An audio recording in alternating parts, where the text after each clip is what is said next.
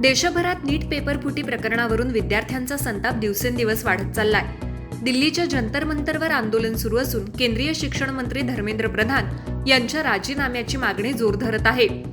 भाजप विरोधात देशभरात संतापाची लाट उसळलेली दिसत असताना अनेक ठिकाणी भाजपचे झेंडे किंवा स्टिकर्स लावलेली वाहनं दिसताच आंदोलकांकडून त्यांना अडवण्याचा प्रयत्न केला जातोय.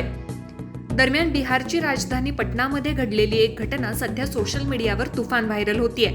पटण्यातील डाकबंगला क्रॉसिंग येथे विद्यार्थ्यांचं आंदोलन सुरू असताना भाजपचे आमदार विनय बिहारी आपल्या वाहनातून त्या मार्गाने त्याचवेळी आंदोलक विद्यार्थ्यांनी त्यांच्या गाडीत घेराव घातला.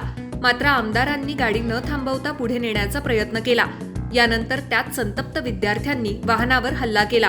परिस्थिती इतकी चिघळली की त्याला मारा अशा घोषणा देत काही आंदोलकांनी आमदारांचा पाठलाग केला. पुढे डाकबंगला परिसरात आमदारांना घेरण्यात आलं. गाडीतून बाहेर काढून थेट मारहाण करण्यात आली.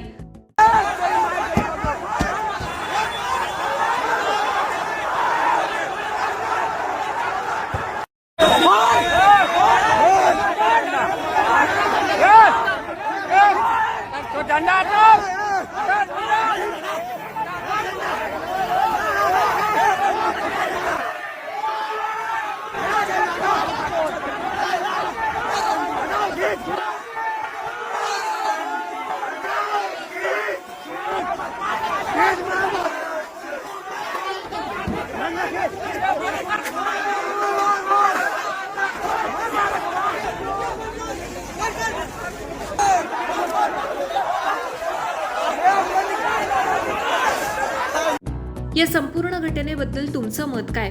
कमेंट करून नक्की सांगा. Bureau report, Maharashtra news 24.